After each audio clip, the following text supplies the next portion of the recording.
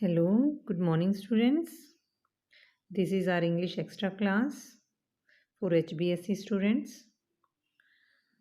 तो मैं I am Neetu देवी, मैं आपकी टीचर नीतू देवी बोल रही हूँ और आज हम पढ़ने वाले हैं the poem dust of snow that is written by Robert Frost. Robert Frost जो हैं एक अमेरिकन पोइट हैं और वो हमेशा सिंपल वर्ड्स में एक बहुत ही गहरा मैसेज दे जाते हैं। इस पोएम में भी great message is behind this poem. इस पोएम में इन सिंपल शब्दों में छोटी छोटी दो स्टेंजाज में के पीछे भी उन्होंने एक बहुत ही बढ़िया मैसेज उन्होंने हमें दिया है। तो सबसे पहले आइए देखिए, हम देख लेते हैं इसके दो वर्ड मीनिंग ग्लोसरी में दिए गए हैं, hemlock and rude. Rude means क्या होता है? Held in regret. Rude held in regret and hemlock is a poisonous plant with small white flowers. Hemlock एक जहरीला प्लांट होता है जो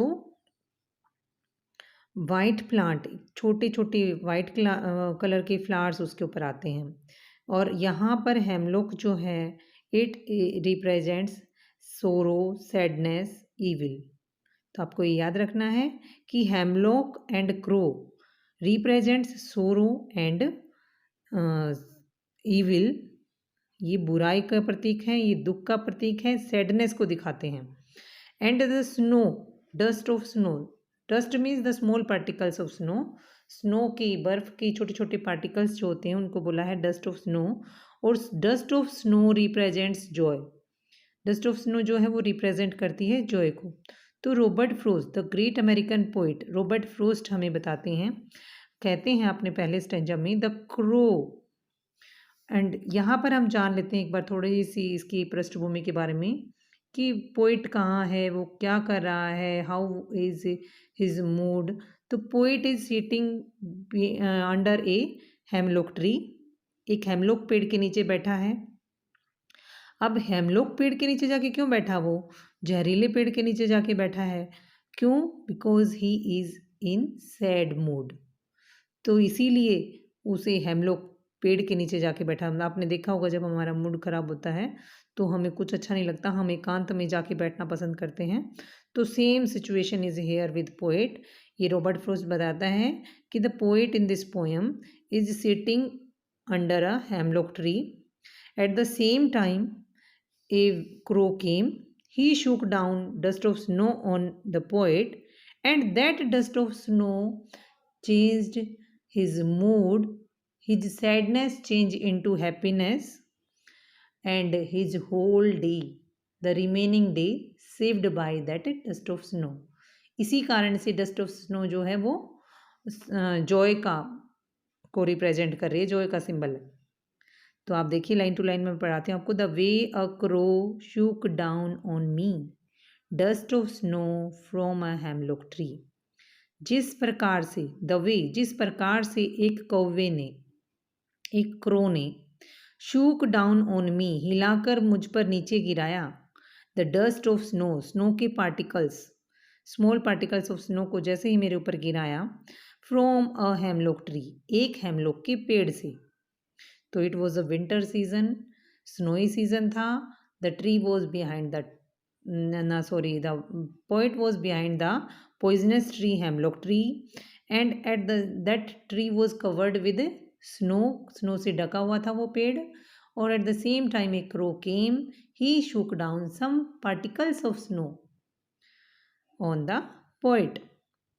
तो this very simple and very small event, very small जो एक इंसिडेंट थी, this change his heart, this change his mind, this change his state of mind. उसकी सैडनेस को जॉयनेस में, जॉय में मीन्स जॉय में इसने कन्वर्ट कर दिया, बदल गया उसका मूड। पहले सैड मूड में था, अब ठीक हो गया। तो कहता है आगे poet, has given my heart the dust of snow that fell upon the poet, has given my heart. Poet कहता है कि उस डस्ट ऑफ स्नो ने, जो हेमलॉक पेड़ से मेरे ऊपर गिरी कौवे के हिलाने की वजह से, उसने मेरे हार्ट को एक चेंज ऑफ मूड दे दिया, यानी उसने मेरे मन का मूड जो था वो चेंज कर दिया। And saved some part of the day I had rued, और उस दिन के कुछ हिस्से को बचा दिया जो मैं र्यूड कर चुका था, मैं रिग्रेट में, पश्चाताप में, पछतावे में बर्बाद कर चुका था। तो इस प्रकार से इन वर्ड्स में रॉबर्ट फ्रॉस्ट हमें एक मैसेज देता है कि छोटी छोटी चीज़ें, little things can do larger things, larger changes, छोटी छोटी चीज़ों से भी हम बड़े बड़े चेंजेस आ सकते हैं। अब आप देखिए, मैंने आपके लिए एक बहुत ही सिंपल भाषा में एक मेन आइडिया इस पोएम का निकाला है और उसको लिखा है। आप इस पोएम के मेन आइडिया को याद करेंगे। It is very very compulsory and बहुत ही इम्पोर्टेंट है। HBSC के प्रीवियस क्वेश्चन पेपर्स आप उठा के देख सकते हैं। आपके पास नहीं है तो वो HBSC की साइट पे हमें आसानी से मिल जाते हैं, वहाँ पर जाके देखिए आप। कितनी बार ये एक ना हर साल ये पूछा ही जाता है। आपने अभी अभी इंग्लिश का पेपर दिया होगा, आप उसमें भी देखेंगे कि किसी ना किसी सेट में आपको ज़रूर मिलेगा डस्ट ऑफ स्नो या फिर रॉबर्ट फ्रॉस्ट की जो सेकंड पोएम है द फायर एंड आइस का मेन आइडिया। तो यहाँ पर हम मेन आइडिया को अच्छे ढंग से याद करेंगे और उसे लिखेंगे। देखिए, सबसे पहले मैंने इसे बहुत ही ईजी लैंग्वेज में, ताकि आप आसानी से याद कर सकें, इसको लिखने की कोशिश की है। I hope you will understand and you will learn it. तो द पोएम हमारी है the dust of snow. About the poet, सबसे पहले हम एक दो लाइनें पोइट के बारे में लिखेंगे। The poet of this poem is Robert Frost. ज़्यादा लर्न करने की ज़रूरत नहीं है हमें, पोइट तो हमें याद करना ही पड़ेगा। पोइट इज़ वेरी इंपॉर्टेंट, क्योंकि ये तो कॉम्प्रिहेंशन के क्वेश्चन आंसर्स में पूछा जाता है। हम बड़े क्वेश्चन में भी इसको यूज़ कर सकते हैं। कोई भी इस पोएम में से छोटा क्वेश्चन आता है तो उसमें भी हम इसको ऐड कर सकते हैं। यह हमारे दिखाता है कि हमें कितना अच्छे से हम अपने पेपर के लिए प्रिपेयर होते हैं। तो आप हर पोएम का नाम और हर उसके पोइट का नाम, चैप्टर का नाम, राइटर का नाम, ये आपको ज़रूर ही याद होना चाहिए। तो आप देखिए, about the poet, the poet of this poem is Robert Frost and he was an American poet. बिल्कुल सिंपल सी दो बातें बताई मैंने। इस पोएम का पोइट जो है वो रॉबर्ट फ्रॉस्ट है, और वह जो है वह कौन था? रॉबर्ट फ्रॉस्ट एक अमेरिकन पोइट था। अब अबाउट द पोएम, पोएम के बारे में बताएंगे हम। This is a very beautiful poem. ये आप बहुत ही ईजी लाइन है, आप किसी भी पोएम में इसको ऐड कर सकते हैं। This is very beautiful poem, this is very interesting poem, it is a simple and short poem. अब हमें दिख ही रही थी पोएम में कि बहुत ही सिंपल और शॉर्ट पोएम है। On this poem in this poem the poet is in sad mood. अब हम इसकी थोड़ी सी पृष्ठभूमि बनाएंगे और बताएंगे कि पोइट जो है वो कैसे मूड में है। Poet is in sad mood, he is sitting under a hemlock tree. Question बार बार पूछा जाता है कि where was the poet in the poem the dust of snow. Dust of snow में पोइट कहाँ था? या पूछेंगे where was the crow, crow कहाँ था? या व्हाट चेंज्ड हिज मूड, उसके मूड को किसने बदला?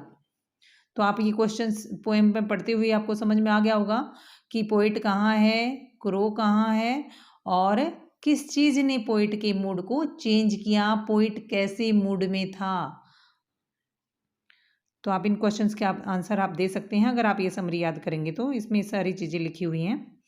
Then he was sitting under a hemlock tree, a crow came, एक कौवा आया and shook down dust of snow on him, और उसने इस हिला की डस्ट ऑफ स्नो उसके ऊपर गिरा दी। This snow changed his mood and saved his day. अब पूछा जाता है कि व्हाट चेंज्ड हिज मूड या व्हाट सेव्ड हिज डे, तो आप द स्नो या the particles of snow changed his mood and saved his day. अब मैसेज क्या, मेन आइडिया क्या है इस पोएम का? मैसेज क्या देना चाहता है पोएट?